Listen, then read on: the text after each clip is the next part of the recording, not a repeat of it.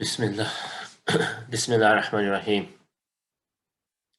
Alhamdulillahi Rabbil Alameen. Wa la aqibatu lil muttaqeen. Wa salatu wa salamu ala ashrafil anbiya'i wa mursaleen. Sayyidina wa habibina wa shafi'ina wa ma'wana wa maljana Muhammad wa ala alihi wa sahbihi ajma'een. Allahumma la ilma illa ma 'allamtana innaka antal alimul hakim wa zidna ilma.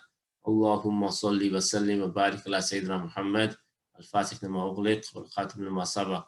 ناصر الحق بالحق والهادي إلى صراطك المستقيم وعلى آله وصحبه حق قدره ومقداره العظيم. Alhamdulillah. We're going to look at a very important topic today, which is the topic of balance. So one of the aspects of the quality of God and also of the Muslim in general, perhaps many would say perhaps the one quality that's lacking more than anything else within the Muslim world today, or within the Muslims as a polity, as a general rule, and also as individuals engaged in calling people to Allah, is a sense of having balance. Yeah, it's a sense of balance. And balance is a very difficult thing to achieve. It's not an easy thing at all to be able to balance between all the different aspects of our life. So look at a little bit about this. Balance for us as callers to God, first and foremost, you have to understand that definitions are important. One of the things that the people of logic, the people of mantiq, the people of like intellectual reasoning talk about a lot is the importance of definitions, to define terms before we begin a discussion or before we begin a lesson. Yeah, what does something actually mean? And this is where oftentimes there's going to be disagreements. So the most obvious example of that is our understanding of God. So if you're speaking to a non-Muslim and you talk about God, maybe a European, they're going to think of God as like the Holy Trinity, aren't they? You know, God, the Son, the Father, and the Holy Spirit. And they're going to be, no, I don't believe that. No, that's a very negative view of the world. And I've got this problem and that problem, etc., etc. But what about if you define God and you said God means, and this is what God means in Old English. Tell them God in Old English, traditionally, God means the one who is called upon in prayer. Or we can say the one who is called upon when no one else, there's no other hope, there's no one else to call upon. That is God. If that becomes our working definition, now it becomes a different discussion. Maybe it's like, yeah, I was, like my child died, or my wife was in hospital, or this happened, and yeah, I spent all night asking God to help. And yeah, can you see? So then it becomes a difference. So definitions are important. And same with this, when you're looking at the term of balance, balance is defined by the Sunnah of the Prophet Sallallahu Alaihi Wasallam. That's balance. So it's not like, because what we might think is balance is, take it a bit easy here and there and do a bit of this. No, that isn't balance. Balance is defined by the Muhammadan way, Sallallahu Alaihi Wasallam. He's the one who came to teach us balance. When we're looking at balance, what does it mean for the person who's calling to God? What does it also mean for the person who's responsible? Like we said, the calling to God is someone responsible for his family, someone responsible for his community, someone responsible for his society, someone responsible for his own self. Yeah, we also need to call ourselves to God. So it's a very broad term. So I'm going to mention a few points before we look at the three maqasid. The first thing we need to mention is that as people who call to God, we need to avoid doing excessive acts of worship. What does that mean? We need to avoid, for example, you spending the whole night in prayer, which is a beautiful thing to do, but then it comes to teaching a lesson, like now, for example, and you don't have the energy to do it. You're not able to do it justice. Yeah. Or you spend your whole life exhausting yourself in something, and then you can't fulfill your obligations. Yeah, that's excessive. We also need to avoid excessive knowledge, where we become so obsessed with theory, so obsessed with ideas, philosophies, abstract concepts that we fail to implement. Yeah, this is all part of balance, and we're going to look at more detail when we look at these three maqasid and how we balance between them. But that's the first thing that we would say. Sayyidina Imam Malik, he said that seek knowledge to the extent that it doesn't affect your worship. Yeah. So seek knowledge to the extent, to the level, to the limit that it doesn't affect your worship. And then he said, seek worship or worship Allah to the extent that it doesn't affect your knowledge. So we see in these two key principles, knowledge and worship are intertwined. So what does knowledge mean then for us? As a caller to God, knowledge means two things. The first thing it means is that we seek knowledge and seek to increase in practice. Yeah. So our knowledge means what? It means that we seek knowledge and slowly, we seek to implement that knowledge. Yeah. So we take knowledge appropriately and implement. Now that doesn't mean that we only take as much knowledge as we're going to implement, because otherwise we would take very little.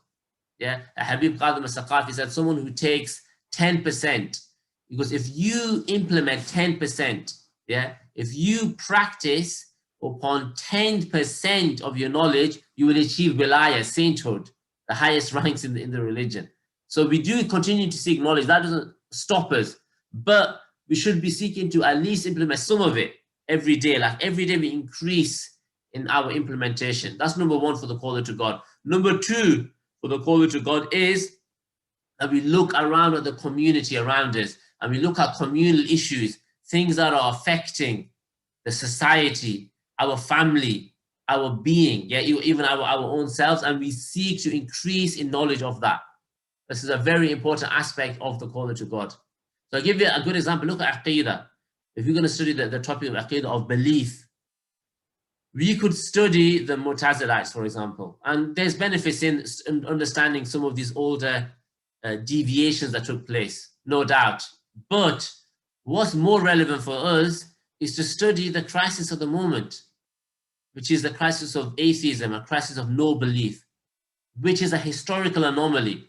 It's very, very, very, very, very rare for the human species to not believe in a creator, to not believe in a first cause, to not believe in an originator of the universe. It's virtually unheard of. So therefore, now we're in unprecedented times where they're saying this disease, and it is a disease, has overtaken the majority of Europe. Yeah, and is trying to take over parts of the world. Even the Muslim lands are now being attacked, or have been for the last 20, 25 years, to be honest. Habib Muhammad al-Saqaf, one of the scholars who lives in Jeddah, he came maybe about 20 years ago, something like that, about 20 years ago to Dar al-Mustafa, a long time ago, I think about 20 years ago, and he spoke about atheism and the dangers of atheism to our Muslim youth. This is 20 years ago. So what now about the problems that we're facing, especially living in these lands?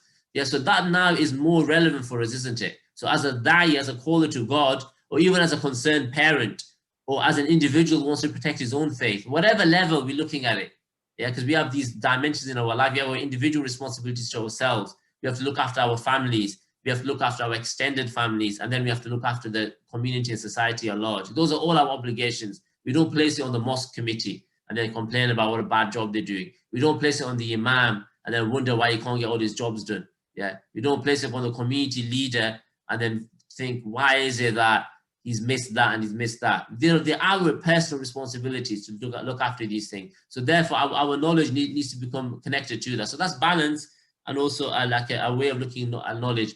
One of them, he said, one of the scholars, he mentioned that you do your obligations and then you seek knowledge in communal issues, yeah, according to your own interest. That's also another good way to motivate. So, for example, you've done your Fard al-Ain now, yeah? You know your obligatory sciences, and you continue to increase in some of the spiritual sciences and different. We need to increase in either seerah, of course.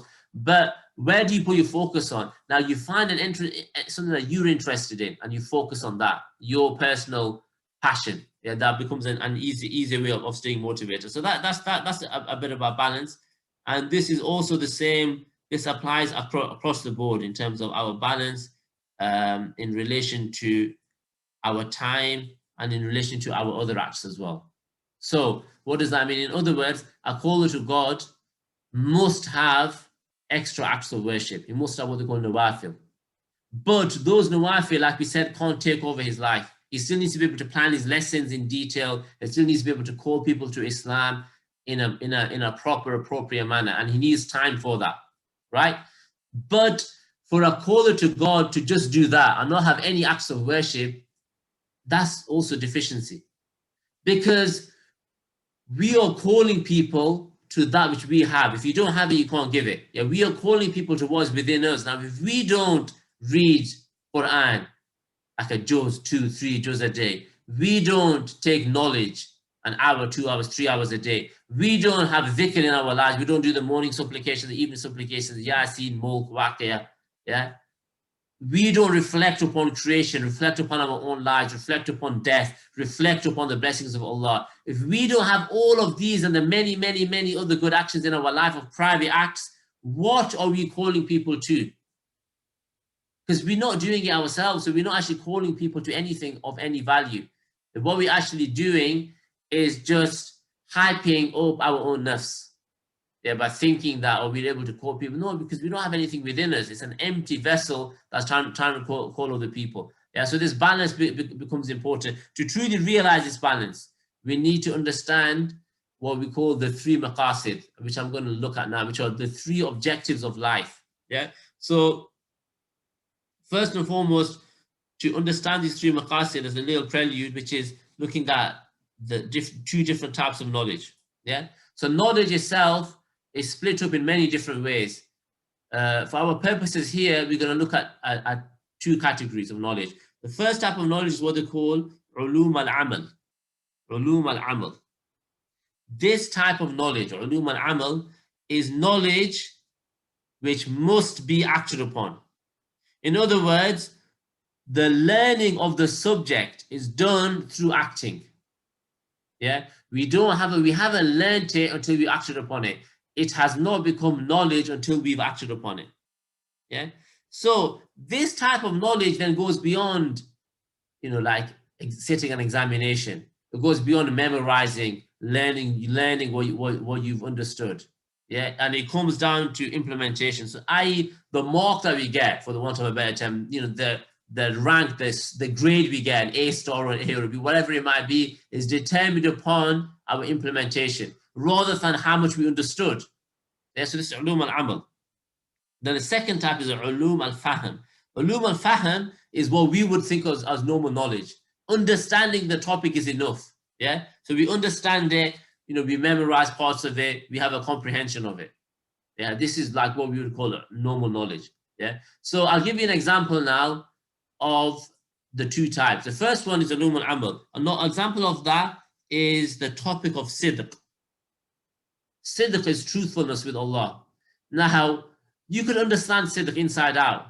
You could understand the definition. You could understand what the Quran says about it, what the Sunnah says about it, what the early Imam said about it, how it applies in a modern context. You could understand everything about sidq, but you're going to get 0% on the exam unless you become a person of sidq. Yeah, can we see this relationship? We have to implement, and then the more we implement, the higher our mark in inverted commas becomes. 70%, 80%, 90%. Yeah, if you're looking at it, I'm just using these. Obviously, we're not interested in marks and percentages and grades, to be honest. I mean, faqir personally, I couldn't care less about those things. And nor should any of us, from one point of view. Yeah, it's just a guide. We should be seeking to be beyond 100% in everything that we do Islamically. Yeah, so it's not about that, but just to give you an idea that where are we on the scale, it depends on how much we implement. Then ulum al-fahm is things like, for example, Arabic grammar, logic, rhetoric, these kinds of sciences that we have. Yeah. So this is knowledge. Okay, this is knowledge, which is the first of the maqasid. So let's look now at the maqasid. What are the maqasid? These are the objectives within our life. And really, these 3 objectives that we're looking at are essentially all from the prophetic legacy. And they're all from the methodology that the Prophet ﷺ came with. In reality, they are actually just one thing. The objective in life is one. And that is to become a Khalifa of Allah, to become a representative, a vice regent of Allah on the earth, to become an individual who does we can say the bidding of God. Yeah, he does the work of God on earth. Yeah, that's the objective, isn't it, of life? So why do we have these 3 and this? It's just to make it easy to break it down for us to understand it in our minds. How do we get there? But the really objective is one, which is the khilafah, which is the same as wilaya, which is the same as ubudiyah. They're all the same. Ubudiyya, worshipfulness of God, is the same as as khilafah, being a representative of God. Is the same as wilaya, being a close friend of God. So whatever term we use doesn't really matter, as long as we get the point. Yeah, the point is that we want to achieve this khilafah. Yeah, so these three maqasid allow us to do that, and they are alluded to in the Quran. Yeah, for people who want to understand it through the Quran, this is alluded in the Quran in the famous ayah in Surah Al-Jum'ah that talks about those who they have tilawa. Yeah, yatluna al-kitaba. Yeah, so what is it? What's the phenomenon? Rasulun minhum yatlu alayhim ayatina wa yuzakkihim wa yu'allimuhum al-kitaba wal hikmah. These three. So the first one talks about like reciting our signs. That is da'wah. Yeah, the tilawa, the recitation or conveyance of the signs of Allah. That refers to da'wah. The second one is it talks about yuzakkihim. Yeah, that the Prophet ﷺ comes to purify them. Yuzakkihim, tazkiyah is obviously suluk. It's your journey unto Allah. And then and he teaches them kitab and hikmah. This is knowledge. To teach the book and then to teach wisdom, how to apply the book. Very, very, very important. To learn the book is not enough. We have to learn the book and then how do we apply it? How do we bring it into our lives, into the lives of others? How do we contextualize it? How do we explain it in an appropriate manner? Yeah, so this is all part of it. So these are the three maqasid. Yeah, and if you want to become khulafa, we have to have all three. We have to be people of knowledge. So we need to have a commitment to learning knowledge and increasing our knowledge throughout our lives. That never stops. We have to have a commitment to spiritual purification, suluk. And that has to continue throughout our lives. And we have to have a commitment to da'wah, to calling other people to Allah and to the Messenger and to this deen of Islam. And that has to increase in our lives. If we are deficient in either of those three, we cannot achieve human perfection within our limited context. We can't achieve our potential. We can't become the best that we could possibly become. So all three are primary objectives. Yeah, that all fit into each other and all need to be in there. Yeah. So now if you start looking at education and educational institutes, many of us on here, mashallah, are people who are either running or are actually actively involved in educational institutes. Yeah, so this advice, what I'm going to mention now, is relevant to you, but it's also relevant to anybody who's educating themselves or educating others or raising others. Yeah. So what we're going to look at here is, what is the difference? What's the difference between a successful religious institute and like a normal school? Yeah, because you have successful institutes like you could have Dar al-Mustafa. You've got institutes now in the West. You've got great institutes in the West. You've got great institutes in the East. These different places. Yeah, you have these great institutes like the Qarwain in Morocco, for example, in Fez, an incredible institute, and many others. Yeah, that all over the Muslim world. So what's the difference between that and like a good school? Yeah. So what they're saying is that what we teach us taught is a good school is interested in two things: memorizing and understanding of a text. You know, a good school is, we can say like understanding and really, being able to recall and then maybe even articulate the text. So maybe we can say memorizing, understanding, articulation. This is what like a normal education system is concerned with that. An Islamic education system is completely different, because you could achieve memorization, you could achieve understanding, and you could achieve articulation without a school. That's the reality. You can learn it all on YouTube, and that really is the truth.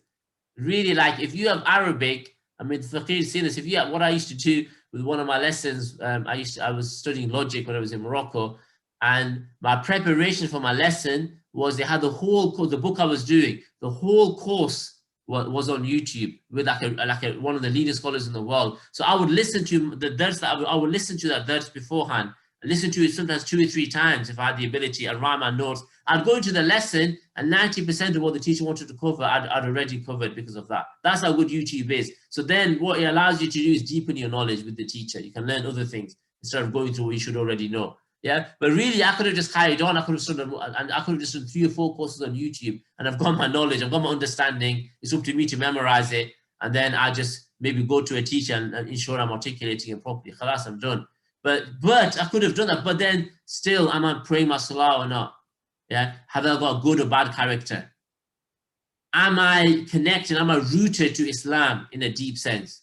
Now, these are the different things. So really, having a great understanding of Islam, of knowledge, without suluk and without da'wah is of no value whatsoever. Yeah, it's of no sort of value or no sort of goodness at all. Yeah, so really, goodness comes through these other aspects. Yeah, so really, the books that we're studying are a wasila. So if you're studying text, they're just a means. They're not the objective in and of itself. And if all we focus on is knowledge, we're only focusing on 1/3. We've actually missed 2/3 of what life's all about. So many people think, okay, I want to become more practicing now. Right? Okay, I'm going to start learning knowledge. Of course, that's the primary purpose. But if that's all you focus upon, you've actually missed out on a greater part. Yeah. So our aims and our objectives should be to have all 3 of these maqasid going on. Okay. So then the question is, how do we do this? So we can look at this now. We have different ways of looking at it. We can look at it from the teacher's point of view or from the student's point of view. If you look at it from the teacher's point of view, we can understand also, you'll understand what you should do also as a student as well, or as somebody, as a practicing Muslim. Yeah. So as we mentioned, most institutes stop at memorization and they just look at that. So the teacher who's concerned with suluk, who's concerned with da'wah, doesn't stop there. So what does he do? So the teacher, number one, he ensures that his students understand and have memorized, part of what they've learned, and they're also able to articulate it. He does that. Then what does he do? He also has the 3 further aims in relation to suluk, in relation to implementing spiritual purification within the heart of the student. The first one is that the teacher should ensure that the lessons have a deep impact on the heart. Yeah, such that something is actually cast into the heart of the student. Yeah, this is the essence of the prophetic legacy, what they call the ba'ath. Imam al-Haddadi talks about in Adab Suluk wal Murid, he talks about the beginning of Tawbah, the beginning of turning back to Allah. And he says it begins with a ba'ath. It begins with Allah casts something into the heart of the slave. He casts something into, and that drives somebody to want to become better, to want to achieve spiritual excellence. That is the essence, and that's where Tawbah begins. And this occurs, look at many examples. Look at Sayyidina Ibrahim ibn Adham. Sayyidina Ibrahim ibn Adham, he sat in his house, in his palace. He's living in this huge house, very, very wealthy. They said that he would have wear the same clothes twice. He had so much opulence and wealth, and he's having these grand feasts. And then what does he do? Sayyidina Ibrahim ibn Adham, he gazes out the window and he sees a man, again, in our language, say like a tramp. Yeah, somebody who's like somebody like a street urchin or whatever these terms, derogatory terms that people use for the best people in creation. That he sees somebody who's disheveled, disoriented. He doesn't have any proper clothing on, and he's wandering around in the heavy, heavy rain. Yeah, it's very, very rain. And this individual, this exalted being, is walking in this rain. And then what happens is he sees a piece of dry bread. Oh, well, it's not so dry because of the rain. Yeah, a piece of bread on the floor. He picks up this bread and he dips it into like a pool of water. Yeah, so he picks up this bread, dips into a pool of water, and then he eats the bread. Yeah, so he takes it, he dips it, eats, and then he says, Alhamdulillah. Alhamdulillah. And Ibrahim ibn Adam is amazed. What has this man got to be thankful about? Yeah, he's in a state, he's pouring it down. He's soaked through with clothes that barely fit him, that have got patches and holes everywhere. He's been on the streets, he's got no shoes on, he's been on the streets for goodness knows how many days. When did he last even eat? When did he last even have a chance to be able to have a shower? Yeah, what's his state? We don't know. So he goes to me and he says, Ya Fulan, or so-and-so, I've just heard you said Alhamdulillah. Why are you saying Alhamdulillah? And he said, I have a tongue that praises Allah, and I have a heart in a state of shukr. What more do I need? What else do I need to be thankful about? Isn't that enough? Ibrahim ibn Adam shows us, and it affects him deeply. It casts this bath, it casts this desire in his heart to raise, to go beyond the realms of, this lower world. That is the bath, and he transforms. And now every single deed of the great Ibrahim ibn Adham, that we know about, is in the scales of who? Of this, in inverted commas, nobody. This person, nobody even knows his name. Who was he? But these are the people that have ranks with Allah. That are bewildering. Because all of the good deeds of Ibrahim ibn Adam are just part of it, just part of his scale. Who knows how many other people he transformed? Who knows what his own deeds were and his own sincerity was? So this bath is casting, and this is the job of the teacher, to cast this in. So for example, when you're teaching wudu, what about the virtues of wudu? What about the spiritual aspect of wudu? Like prayer, that one of our teachers in Talim, Sheikh Musa, he said that when we're teaching new Muslims prayer, we should teach them about muraqabah, about the watchfulness of Allah. And he goes, not in a negative way, not like Allah's watching you to make you make a mistake or watch you slip up. No, Allah is watching you because He loves you, because He cares for you, and He wants to look after you. He has a desire for you to be safe, protected, good, and in an increase towards Him. When you're teaching wudu, teach about the spiritual aspects. So it's a profound act. Teach about the illumination of wudu, how it clears one of faults and slips and darknesses. And that will then cast this bath into the heart. So that's one thing. The second one then is that the teacher should ensure that this urge is so powerful that it creates a desire to to act outside of the lesson. So the bath has to be so strong that the student continues to practice outside of the lesson. And then number 3, a clear change is seen in the student at the end of the course. So this is now we're talking about implementing suluk. As an individual, how do I look at that as a student? As a student, I should be going to lessons and opening my heart up to be impacted. I should be listening and opening my heart up to be impacted by that lesson. I should then be ensuring that my desire, my himma continues, so that outside of the lesson I'm implementing it. And I should be trying to ensure that these lessons that I attend become permanent markers of change in my life. So once I've been in that lesson, khalas, that's it. Now I've changed as an individual. I've become a different individual. These types of meanings, these types of understandings are what we're alluding to here. So that's in the situation of suluk. What about da'wah? So again, what does the teacher have to do? He has to implement 3 aims again. The first one, a deep concern to benefit others should be stirred within the student. In other words, there should be a noticeable increase in himma, in desire, in motivation to call other people to Allah. If it isn't, then this one isn't being implemented, is it? So he should think about how he's going to explain the knowledge to others, and his memory should be thinking about the best way to convey it. So in other words, the teacher should be implemented within the student's heart a thought process. How am I going to teach this to other people? How am I going to convey this? That should be going on within the student. If that isn't, then this objective isn't being met. Number 2, he should take the means. This is very, very important. Taking the means and acquiring the necessary skills to be able to convey the best and most proper understanding of the material taught. So the teacher should be implementing this within the student. And this is the only reason why we talk about all these things, like these different teaching techniques and teaching through stories, the why. Because inshallah, what we're hoping to do is implement within yourselves the desire to convey the best possible way, to have the greatest impact, and to be able to affect hearts. So that's and then the third one is that the teacher should seek to have the student transform points 1 and 2 into his life, by actively beginning the process of teaching whilst he's still a student. Being a student doesn't mean you don't teach.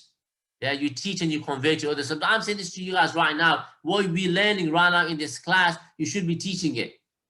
You should be teaching it to others. And that doesn't mean you have to sit down and Bismillah ar-Rahman ar-Rahim, Alhamdulillah, Rabbil Alameen. No. teach it to people in any way. Yeah, like in your conversations, yeah, in your interactions with others. Yeah, and when you sit, but good, especially with your family, sit them together in a circle and say, this is what I learned today. Yeah, it was a half-an-hour lesson, so you take half an hour out of your day in the evening or whatever, and then teach what you've learned. Now teach what you've learned. So if we have these kinds of things, now we're starting to achieve all three maqasid, and now we can become people of balance. Yeah, and what they've done, what Habib Umar has done, which is beautiful, is he's gone further. He's actually written criteria. He's given like, how do we measure suluk? Because for example, how do we measure success in knowledge? You have an exam, you might get orally examined, it might be like a written exam, and then you get a mark. And then that's it. So we know, and then you have all these KPIs, don't you? Like, you know, was he able to understand the material? Did he understand the definitions? Was he able to recall the du'as in the class? You know, whatever it might be. Was he able to explain the concept of qadr? Yeah. Was he able to articulate this to people? Was he able to design, explain in a visual form, whatever it might be? Yeah, as a teacher, we'll have our KPIs. In the same way, Suluk and Dawah should also have KPIs as well, if you want to really want to teach this properly. Yeah. So the first thing, for example, what's the first in terms of Suluk? What's the first KPI that we look at? Is attendance of lessons, revision sessions, and a desire to make the most of his time. So literally, there's a grade here. How much of your time the teacher is doing this, but the student, you yourselves can do this. Look at your day and think, okay, 95 to 100%, that's excellent. 95 to 100% of your day, you made the most of your time. Or 85 to 94 is very good. 75 to 84 is good, like that. Yeah. So you're seeing the point here. What we're essentially saying is that this is how we achieve this. Yeah. That we have these varying criteria. Yeah, we have these varying criteria. Number two, the second thing in terms of suluk is guarding over your 5 prayers in congregation. Yeah, for a male, obviously for a female, there's differences of opinion amongst the fuqaha, and also catching the first takbir. So being at the beginning of each prayer. This is how we measure success spiritually. So what he says is, Habibi says there's 2 levels, the level of success and the level of excellence. The level of success is someone who prays all of their sunnah mu'akkidah, yeah, all of the extra things, and they attend the gatherings of dhikr, and they attend general gatherings of remembrance. This is like the level of success. Yeah. The very basics is that you pray your five prayers in congregation. Then the level of excellent distinguishedness is that someone who has a strong desire to do these things. These are the prayers, the number 1 priority in his life, such that when he's walking to the prayer, you see in the way he walks, the ta'zeem, like the exaltation, the khushu, the spiritual awareness that he has, the waqar, the dignity with which he's walking to the prayer. He says, subhanallah, that this man takes this thing seriously. See, can you see? So if we start measuring our students like this, if we start measuring ourselves like this, it's very different to somebody who, mashallah, yeah, he's understood that topic really well. Yeah, this is a completely, and this is as important as being able to understand the topic well. Another thing that he talks about is precision in thinking and in choice of words. Yeah, so having the ability to be able to speak, yeah, and be able to articulate well. And then the level of distinguishedness, the level of success in this regard is that you don't talk inappropriately, you don't backbite, you don't argue, yeah, or that the person isn't known for that. He's not known for being somebody of a foul tongue. And then the level of excellence is that he chooses the best phrases. So when you speak to him, he chooses the phrases that impact the nafs the most. Yeah, this is the high level. And like this, inshallah, we haven't got time to go all of this, but we can look at some of this because they are very important. Like many, I'll be honest with you, many students of knowledge, even in, like, for example, Dar al-Mustafa, 90% of the students didn't know about these things. So for us, inshallah, to understand this, it will transform our view of what knowledge is, how we gain knowledge, and how we spiritually ascend, how we become people of khilafah, inshallah ta'ala. So we ask Allah for tawfiq in this regard. If there's any questions, inshallah, we can take questions written, or people can unmute their mic. And we do encourage questions. Yeah, like a good question is the essence of knowledge itself. And the Prophet ﷺ, he's mentioned that there's 2 people who don't learn: the arrogant one and the one who's too shy. The arrogant one, he doesn't ask any questions because he thinks he knows it all anyway.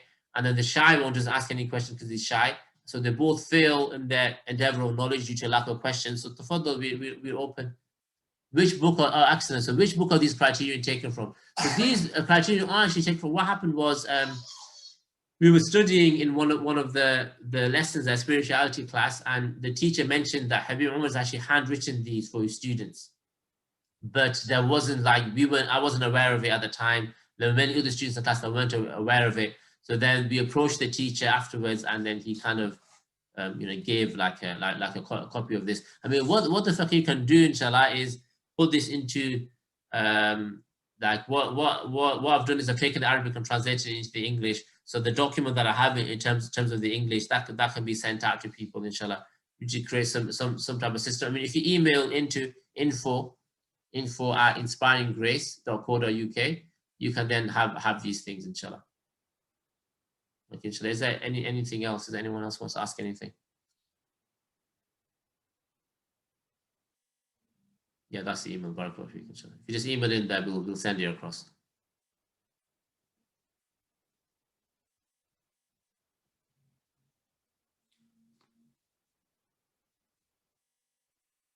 If there's any other, if there's any other questions or comments or thoughts, then inshallah, tafadhal.